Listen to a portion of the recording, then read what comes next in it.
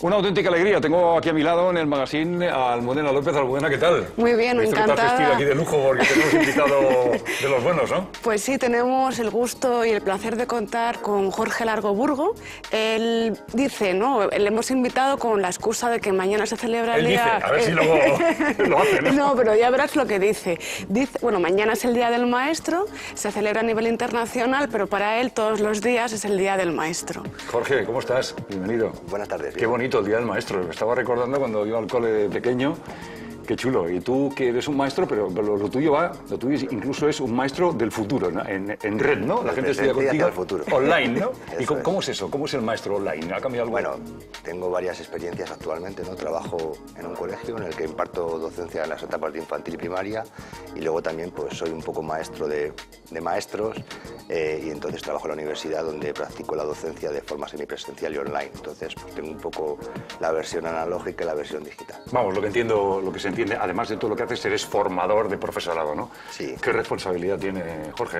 Pues sí, formar a una y otra parte, que no es moco de pavo. Van a salir en su proyecto y muchas cosas más. Jorge, te vamos a preguntar un montón de cosas, pero yo creo que lo primero que habría que definir es el profesor, el maestro. Ya es una autoridad, según todo el mundo, ¿no? Antes el maestro estaba ahí, nos enseñaba y le podíamos decir cualquier cosa. Ahora ya no se le puede decir cualquier cosa al maestro, ¿no? Al profesor. Depende a quién le preguntes. Antes a lo mejor la figura del maestro tenía unas características y unas connotaciones, ahora tiene otras. Bueno, yo creo que estamos un poco a la altura un poco de la necesidad, ¿no? Ahora el maestro es el que inculca, el que desarrolla, el que prepara, ¿no? El que planifica e intenta pues desarrollar en el alumno pues un montón de cualidades y competencias que le permitan desarrollarse individualmente como persona, ¿no? En el mundo del siglo XXI. Entonces, bueno, a nivel de autoridad, pues no sé si tenemos más o menos. Yo he vivido la época en la que vivo y, bueno, yo no me quejo de la autoridad que tenemos, pero sí que es cierto que hay problemáticas en torno a la presunta autoridad que tenemos hoy en día. Por eso quería meter yo el dedo en la llaga. Al final, qué equilibrado es, Jorge. Sí, es que querías preguntar toda una cosita también, ¿no? Sí, ¿no? Que por qué sigue siendo, ¿no?, necesario celebrar o marcar en el calendario el día 5 de octubre. Bueno, está bien, ¿no?, que haya efemérides y que haya días de celebración, pero en realidad el Día del Maestro pues se debería celebrar todos los días, ¿no? Al final tú la función la haces todos los días. También hay el Día del Panadero, ¿no? En muchos municipios o en comunidades, el día de lo que sea, ¿no? Bueno, yo creo que cada uno lo concibe de una forma, ¿no? Yo creo que lo prefiero celebrar todos los días y si hay que hacer algo especial, pues que sea de forma continuada. Que luego hay una meta, pues bueno, hay una meta, pero tampoco hacer mucho caso a las fechas. Lo que pasa es que al final las fechas nos permiten organizarnos a todos, ¿no? Pero... Yo creo que sería muy bueno, Almudena, con permiso de toda la gente que nos está siguiendo, para que Jorge Largo Burgos nos pueda decir qué es MIAC, esa plataforma, ¿no? Porque a partir de ese momento sabremos qué haces, cómo lo haces, dónde va dirigido todo lo que plasmas. Bueno, ¿qué es MIAC? MIAC las siglas significan Maestros Innovadores, Alumnos Competentes. MIAC también puede significar M de motivación, I de innovación, C de creatividad y A de aprendizaje. Bueno, pero es Maestros Innovadores, Alumnos Competentes. Es un entorno de aprendizaje en red, una plataforma educativa, donde intentamos conectar con todos aquellos docentes y no docentes que tienen inquietud por la educación que se está viviendo hoy, o sea, la educación del presente. Y hacia dónde vamos. Entonces, un poco responde a toda esa cantidad de tesituras que se dan hoy en día en torno al cambio educativo, la transformación en los centros, la innovación, la digitalización, el paso de analógico a lo digital. Pues un poquito... Me está encantando escuchar esta, Almudena, porque en España, cuando se habla de I más D más I, la gente no sabe muy bien por dónde vamos. Lo vuestro es un I más D más I continuo, ¿no? Sí, más o menos. Pero igual, tampoco hace falta remitirnos a las siglas, ¿no? Pues intentamos dar respuesta a las necesidades globales que hoy en día pues no sufren, ¿no? Pero viven los docentes, ¿no? Pues convivimos diferentes décadas.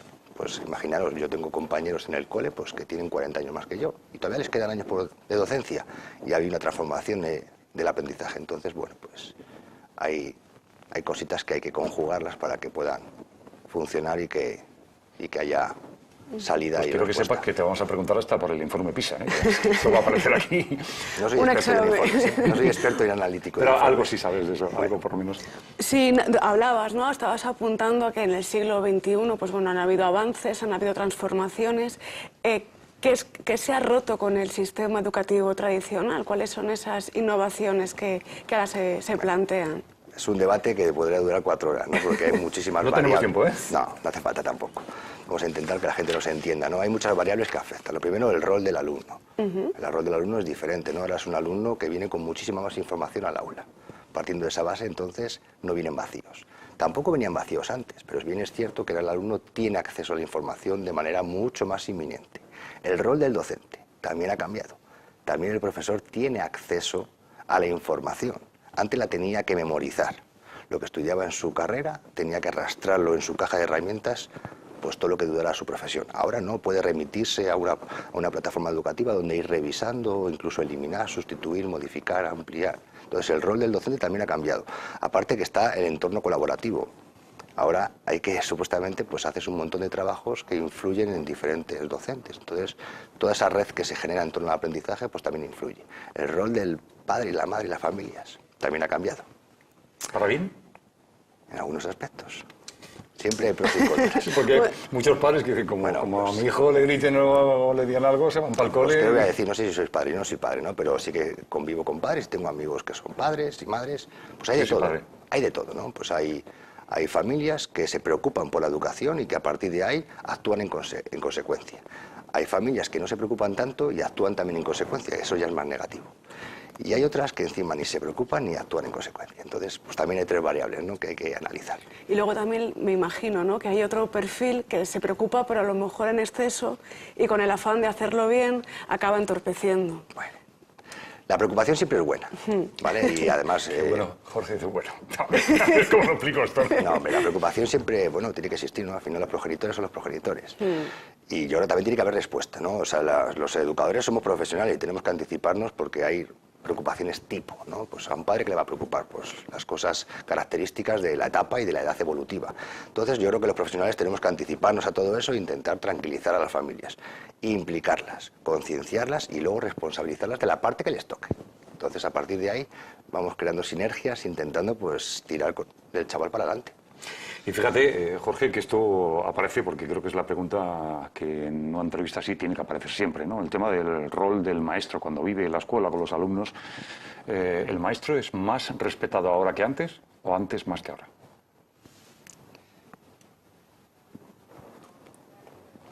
Ese silencio televisivo es buenísimo. Cuando un profesor de tu categoría se queda así, a ver qué nos dice. Se puede mejorar. Se puede mejorar. ¿En qué se puede mejorar? Indudablemente, pues porque ahora el padre pues también tiene acceso a la información, también tiene capacidad de cuestionar y criticar, lo cual me parece bien. Y también parece bien que tenga el derecho de exigir una educación más válida para su hijo, pero siempre dentro de unos formatos, de unos protocolos y unos márgenes. Entonces, bueno, el rol del maestro pues siempre ha sido un poco criticado en las últimas décadas. Si nos remitimos al siglo XX, no. Ahí había mucha más autoridad, pero también el método era diferente. Ahora estamos en el siglo XXI, ¿no? Entonces no tiene sentido que lo que yo diga tiene que ser así, así, así. Entonces el diálogo tiene que aparecer, pero el respeto también y la confianza también. Entonces sin respeto y sin confianza es imposible que el alumno perciba que hay consonancia entre la familia y el contexto educativo. O lo que es lo mismo, te pongo el vaso medio lleno o medio vacío. Respeto por la mitad, respeto 3/4 de vaso o respeto 1/4 de vaso solo. Yo creo que hay que pactar, ¿no? Hay que pactar. ¿Cuáles son los límites, no? Hasta aquí podemos consensuar, aquí podemos trabajar juntos, esto es inamovible, esto es proyecto educativo, esto es así, así, así. Que tu hijo no quiera hacer deberes, no pasa nada. No los haga, no le vamos a obligar, pero... Claro, porque como habéis lidiado, ¿no? Porque hay una campaña, bueno, una campaña o sí... Hay un movimiento, ¿no? Un movimiento, mejor dicho, de padres que, bueno, pues se quejan del abuso de deberes o que se les mandan en exceso, que tienen que jugar, en fin. Vosotros, o tú como maestro de niños, de primaria e infantil y también de docentes, ¿cómo se lidia o cuál es tu propuesta? Yo mi propuesta es igual, pues analizar qué es mucho y qué es poco, analizar qué necesita el alumno y para qué lo necesita. Si hemos estado todo el día en clase trasteando de forma colaborativa, en grupos, con dinámicas que te han permitido crear la base, ¿no? Pues cocinar el guiso, y no ha habido momento de materializar de forma individual ese guiso, ese emplatado, vamos a hablarlo metafóricamente, pues me parece muy lícito que sea en casa, en momento de reflexión y de calma, tú solito, de forma autónoma, que me materialices cuánto has aprendido esta mañana y me traigas una muestra de ello. Me parece lícito. Pero si el alumno clase ha estado todo el tiempo haciendo muestras y muestras y muestras, ¿para qué le tengo que pedir más muestras? No hace falta tener 1000 evidencias de que el alumno sabe sumar. Con una vale. Al final uno se cansa y siente rechazo.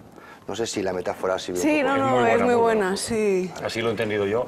Y fíjate, Jorge, es verdad que esta pregunta no estaba en el cuestionario que teníamos previsto, Almudena y yo, pero es que me ha parecido... El cual yo no tengo, ¿eh? El cual yo no tengo, para que lo sepan todos. Seguro que tú sabes de lo que yo te cuento. Ahora se está hablando de que tú lo has nombrado, el régimen colaborativo de los estudiantes estudiando en el norte de Europa. Parece ser que se trabaja ya en equipo, ¿no? No sé si cuántos años llevan trabajando en equipo. Eso quizás sea la solución del futuro, ¿no? Que en un equipo hayan 5 o 6 personas y que cada uno ponga lo suyo, porque luego en el futuro, cuando trabajen esos alumnos, van a trabajar en equipo. Entonces sería una forma de entender una nueva educación, ¿no? Eso es. Bien, es cierto que el sistema educativo actual, pero todos, al final te embudan, ¿no? Te obligan a que intentes demostrar cuánta competencia tienes en torno a X áreas temáticas, ¿no? Ámbito científico-tecnológico, ámbito sociolingüístico. Famosa PAU en España y famosas otras pruebas, PISA en Europa, lo que sea.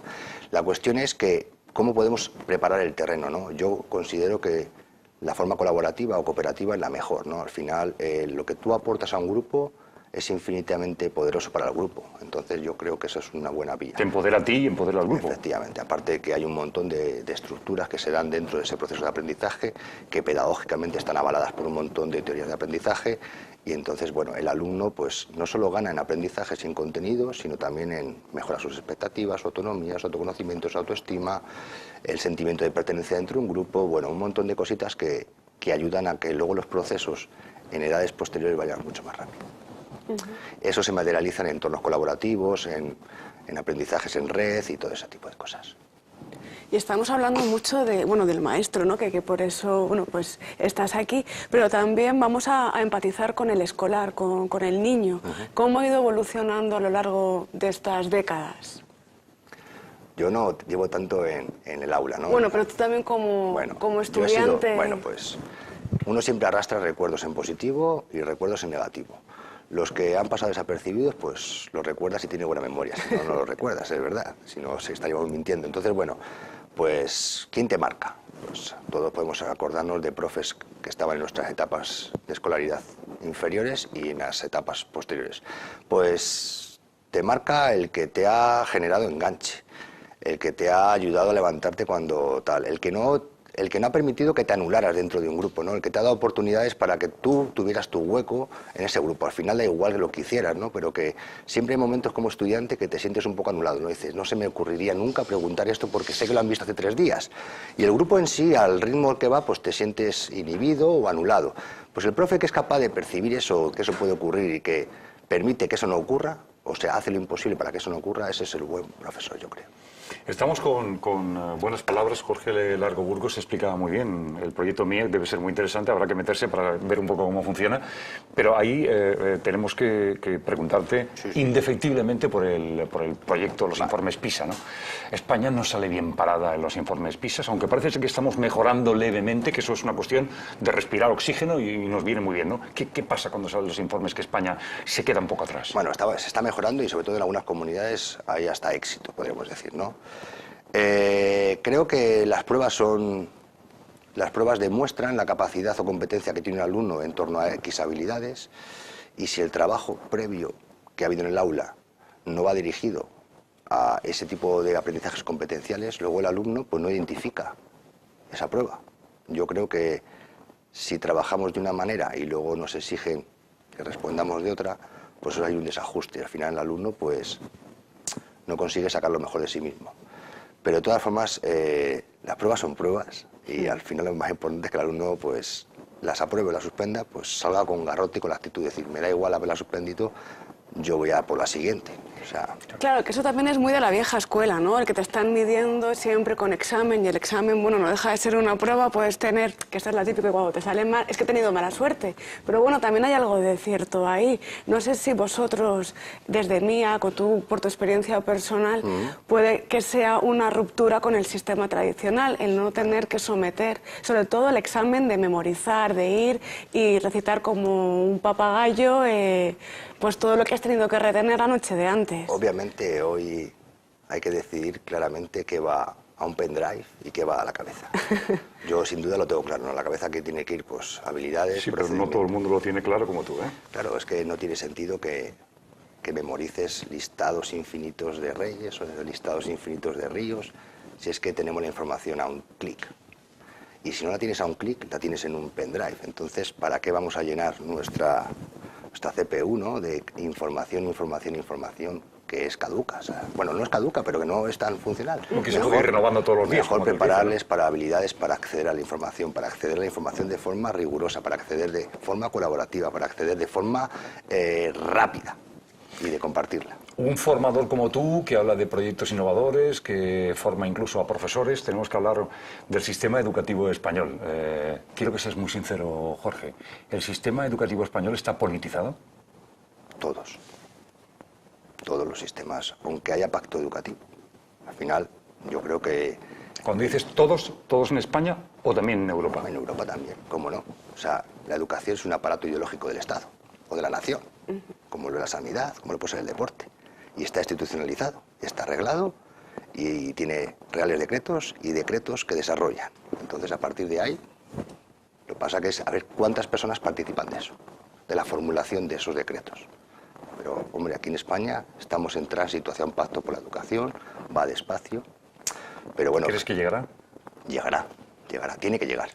Claro, es que, fíjate, Almudena, estamos hablando con Jorge y tenemos en España 17 comunidades autónomas que muchos libros son diferentes de un sitio a otro, que ponen unas cosas que no pone el otro o son radicalmente diferentes al otro. Claro, la gente está esperando que al final sea un único libro, ¿no? Que tengas una cultura que digas, todos hemos estudiado lo mismo y luego te especializas en lo que a ti te toca, que eso está bien, ¿no?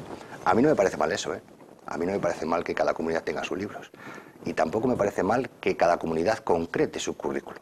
Porque al final la cultura de la comunidad tiene que intentar, pues, fusionar los contenidos mínimos que el alumno tiene que aprender y que salen en el Real Decreto de Enseñanzas Mínimos, que publica el Boletín Oficial del Estado, y luego se concreta para la comunidad. Además, es que lo que queremos, tener autonomía pedagógica para poder concretar y formular eso que nos dan de forma prescriptiva. Lo que pasa es que de eso, a hablar de libros, hay un mundo. Tú tienes que manejar el currículum. Al final, la transformación educativa solo se consigue cuando se maneja el currículum. No se consigue ni con inversiones económicas, ni con transformación tecnológica, ni con arquitectura, ni con recursos materiales ni humanos, sino con el manejo del currículum, que te dice qué, cómo y cuándo enseñar, qué, cómo y cuándo evaluar. Y a partir de ahí es cuando uno puede transformar su entorno educativo. Claro, y además me imagino que como maestro tú te sientes con mayor libertad, no te coaccionan tanto y tu vocación, no sé, puede ser funcionar de forma más creativa. Al final es, bueno, pues en España tenemos un Real Decreto, ¿no?, que establece la Ley Orgánica, la LOMCE, y a partir de ahí luego da posibilidad a las comunidades para que concreten esas enseñanzas mínimas a su comunidad. No pueden cambiarlo todo, pero tienen un poder y una autonomía pedagógica, igual que los centros. Los centros tienen autonomía pedagógica para diseñar su propuesta de centro, lo cual me parece fenomenal. No es lo mismo un centro educativo en la periferia de un municipio que un entorno rural, que un entorno en una isla. O sea, no es lo mismo. Entonces, al final, yo creo que ajustar, ¿no?, a las necesidades. Eso es. ¿Y las matemáticas siguen siendo esa asignatura que no hay forma? Bueno, yo no me comía un rosco en matemáticas, ni en matemáticas, ni en física, ni en química, un rosco ninguno. Pero sigue siendo esa asignatura imposible. Para todo hay alternativas. ¿Te refieres a estructuras más lúdicas, gamificadas? Para todo hay 1000 alternativas que te permiten escapar. Pues cuéntaselo a la gente del magazine, ¿cuál es la alternativa para las matemáticas? Mira, en MIAC, por ejemplo, tenemos un entorno de aprendizaje en red donde hay diferentes secciones. Una sección es de recursos. En recursos tenemos diferentes categorías. Recursos para implementar metodologías activas en diferentes materias, recursos para trabajar las competencias, recursos para trabajar las TICs, recursos para implementar herramientas digitales dirigidas a mejorar las asignaturas base. Hay un montón de recursos, entonces ahí es donde tú puedes intentar ir trasteando. Pero al margen de MIAC hay 1000 plataformas, hay 1000 canales de YouTube, hay miles de personas generosas que están ofreciendo qué cosas están funcionando en contextos determinados y que pueden ser reputables en cualquier otro lado. Al principio de la entrevista hablábamos, ¿no? Tú hacías mención que una de las grandes diferencias entre de la educación del siglo XX al XXI inevitablemente la ha marcado la tecnología. La está marcando. Y la está marcando y ya esto supongo que es un punto de no retorno. Pero también ¿qué se está planteando como innovación que no solamente sea la pantalla, la tecnología, fuera del aula o dentro del aula, pero es más analógico, pero que siga siendo? ¿Nos podrías poner algún ejemplo así que nos capte la atención? Mira, actualmente en el centro en el que yo trabajo, que es aquí en las Irlandesas, en Madrid, en Carabanchel, estamos trabajando con comunidades de aprendizaje, que es un entorno de aprendizaje en comunidad, donde las familias y no familias, agentes externos, entran en las aulas como voluntarios para ayudar a implementar metodologías activas o no activas y mejorar resultados, participación e interacción de los alumnos. ¿Qué quiere decir esto? Pues en un aula siempre, cuando tienes tantas disparidad de niveles o de características en el alumnado, pues qué mejor manera que tener 5 personas en el aula. Entonces son voluntarios y al final eso es una buena praxis, yo creo. ¿Y qué hacen estos voluntarios? ¿A qué acuden al aula? Bueno, pues te comento. El profe es el responsable, el mentor y el instructor. Él planifica la tarea y lo que hace es, si entran 5 voluntarios en la clase de mates, pues deja como 5 instrucciones en 5 estaciones o como si fueran mesas, ¿no? Entonces, en cada mesa hay 4 o 5 alumnos y un voluntario.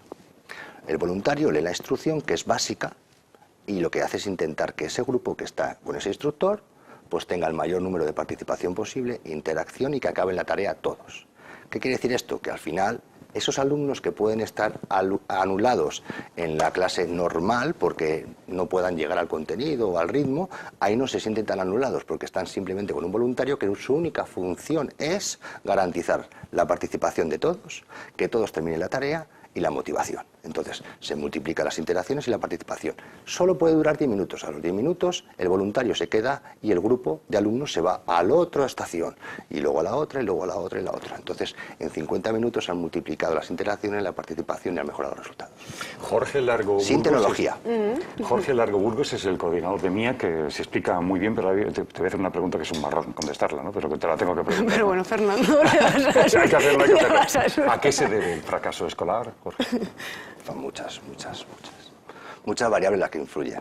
¿La variable que más percibas? Falta de equilibrios. Y ahora te digo, falta de equilibrios ¿entre qué? Entre el sistema educativo y lo que requieren las aulas. Entre la financiación estatal y lo que requieren los centros. Entre lo que requieren los alumnos y lo que le damos los profesores. Entre las necesidades que tenemos en torno a la ayuda de las familias y lo que las familias dan.